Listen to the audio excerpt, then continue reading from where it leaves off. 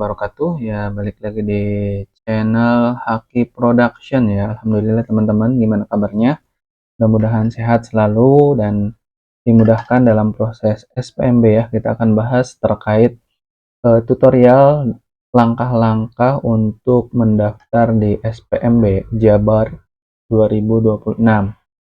Untuk tutorialnya yang pertama ini akan dibagi dua langkah. Yang pertama itu di aplikasi web ini akan ditampilkan khusus untuk umum, dan nanti yang kedua adalah tampilan untuk siswa. Kita bahas dulu yang untuk umum ya, bahwa untuk linknya itu spmb.jabarprop.co.id ya. Di sini ada tahapan pelaksanaannya. Untuk PCMB sendiri itu di tanggal 29 Mei ya, sampai dengan 12 Juni 2026. Ada perbedaan antara PCMB di tahun kemarin 2025 dan 2026. Di tahun 2025 PCMB itu hanya sebatas pemetaan, bukan proses dari pendaftaran atau tidak dikunci langsung untuk proses pendaftaran.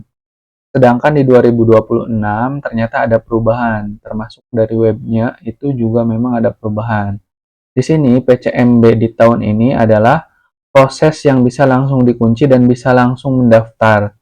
Nanti di sana akan ada opsional diberikan pertanyaan apakah hasilnya siap untuk mendaftar atau memang tidak bersedia. Jadi kalau misalnya bersedia, untuk PCMB sendiri kan dibuka semua jalur ya, dari mulai tahap 1 dan tahap 2 itu jalur prestasi dan mutasi, dan tahap 2 itu di domisili dan afirmasi itu di PCMB dibuka semua dan mendaftar sesuai jalurnya. Nanti kalau misalnya bersedia maka akan dikunci, dan untuk yang menerima hasil dari PCMB itu akan diberikan waktu daftar ulang sesuai dengan tanggal tahapannya. Kalau misalnya dia daftar PCMB di jalur tahap 1 atau misalnya jalur prestasi atau mutasi, nanti daftar ulangnya bersamaan dengan tahap 1 itu ditutup dan ada jadwal daftar ulang di tahap 1. Jadi daftarnya PCMB tetapi daftar ulangnya nanti di tahapannya masing-masing gitu. Kemudian kalau misalnya dia tidak bersedia untuk dilanjutkan hasil dari PCMB, dia diberikan kesempatan oleh sistem untuk daftar lagi di tahap 1 atau tahap 2. Tapi nanti sesuai dengan kuota yang ada. Jadi nanti ketika PCMB itu sesuai dengan kuota. Misal SMA 1 kuotanya ada 500 orang. Ternyata ketika PCMB semua kuota sudah terpenuhi, maka di tahap 1, tahap 2 itu tidak akan dibuka lagi pendaftarannya.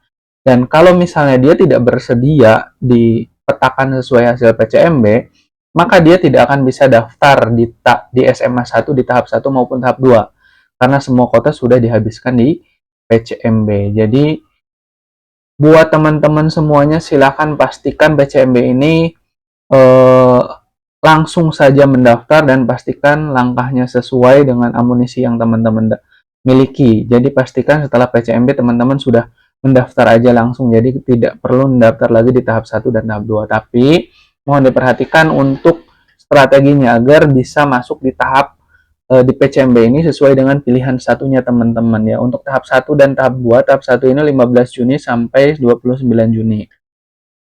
Untuk jalurnya tadi disampaikan ya, prestasi dan mutasi, dan tahap 2 itu 30 Juni sampai dengan 14 Juli. Itu untuk jalur afirmasi dan jalur afirmasi dan domisili ya. Sekarang kita lihat di sini ada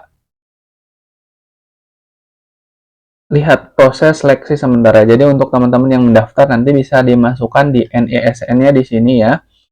Masukkan NISN dan cari ranking. Jadi nanti akan terpetakan di sini pilihan 1, 2, 3, rankingnya berapa dan lain sebagainya, situ ada. Nanti kita bahas ya. Untuk jadwal pelaksanaan sendiri tadi sudah disampaikan ya. PCMB itu 29 sampai 8 Juni. Verifikasinya tanggal 29 sampai 8 Juni.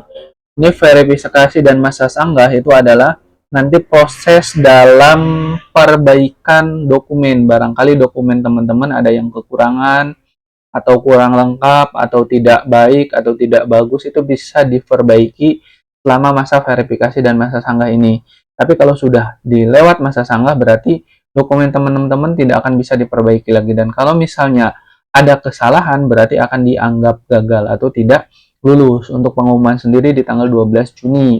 Ya, jadi pastikan dokumennya itu dokumen yang asli, bukan fotokopi. Semuanya asli, pastikan yang di-scan. Di sini ada kuota ya. Ini untuk SMA jalur prestasi 30, mutasi 5%, domisili 35%, afirmasi 30%. Dan untuk SMK itu paling banyak di jalur prestasi 55%, jalur mutasi 5%, domisili 10%, dan afirmasi 30%. Kita lanjutkan berkaitan dengan penjelasan singkat ya. Untuk domisili itu diperuntukkan bagi calon murid yang berdomisili di wilayah sekitar sekolah sesuai dengan rayonisasi yang ditetapkan. Jalur ini mengutamakan kedekatan tempat tinggal seorang murid dengan sekolah berdasarkan jarak garis lurus dari rumahnya ke sekolah itu berdasarkan dengan kartu keluarga. Nanti pastikan kartu keluarganya maksimal 1 tahun usianya ya. Minimal 1 tahun, mohon maaf. Yang kedua, prestasi diperuntukkan bagi calon murid yang memiliki prestasi akademik maupun non-akademik. Pendaftaran dinilai berdasarkan nilai rapot, piagam kejuaraan, dan pengalaman kepemimpinan yang relevan yang diakui oleh sekolah ya. Mutasi diperuntukkan bagi calon murid yang orang tuanya atau walinya pindah tempat. Ini khusus untuk anak guru atau PNS, ASN ya, TNI, Polri, atau BUMN. Selain itu tidak bisa. Dan ini diperuntukkan juga untuk anak guru atau tenaga kependidikan. Yang terakhir, afirmasi. Afirmasi dibagi dua ya. Ini diuntukkan untuk anak-anak yang KETM atau keluarga ekonomi tidak mampu, baik yang ekstrim maupun yang menengah ya. Yang kedua itu buat CIBI dan untuk yang disabilitas. Kalau CIBI itu berarti cerdas istimewa berbakat istimewa, yang IQ-nya di atas 130 dibuktikan dengan surat dari psikologi yang terdaftar di HIMSI ya, terhimpun di Himpunan Psikologi Indonesia. Ini akses cepat ya, ada informasi terkait sekolah. Yang kedua, syarat pendaftaran. Kita cek dulu terkait dengan syarat pendaftaran ya.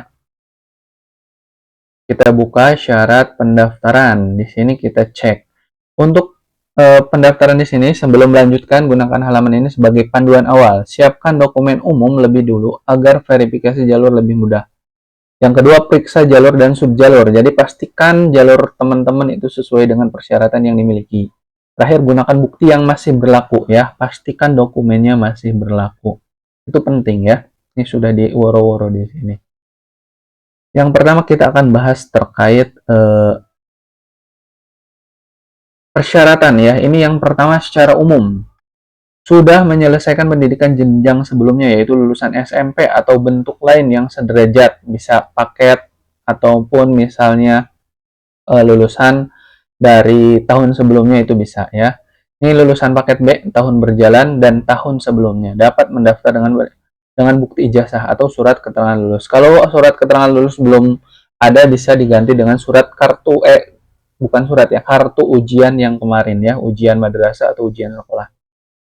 Berusia paling tinggi 21 tahun pada tanggal 1 Juli tahun berjalan, dan batas usia dikecualikan untuk penyandang disabilitas ya. Untuk yang berkebutuhan khusus itu dikecualikan untuk faktor usia ya.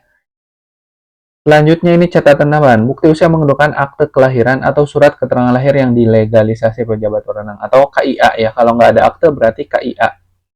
Dan SMK dengan bidang program atau konsentrasi keahlian tentu dapat menetapkan persyaratan tambahan. Contohnya apa? Misal buta warna atau kesehatan lain itu perlu ditambahkan sesuai dengan jalurnya masing-masing atau jurusannya masing-masing. Ini untuk calon murid SLB memiliki dokumen hasil penilaian khusus dari psikolog, tenaga medis, atau pusat sumber, memiliki ijazah sesuai dengan jenjang yang dituju, yaitu lulusan SDLB untuk jenjang dasar atau lulusan SMPLB ya untuk jenjang menengah. Jika belum memiliki dokumen hasil penilaian kekhususan, calon murid dapat mengikuti asesmen atau diagnosis yang dilakukan oleh SLB tersebut ya. Itu untuk yang SLB. Kita bahas lagi untuk persyaratan selanjutnya, Ini dokumen yang harus ada ya, semuanya harus ada, semua jalur. Yang pertama ijazah, kalau belum ada tadi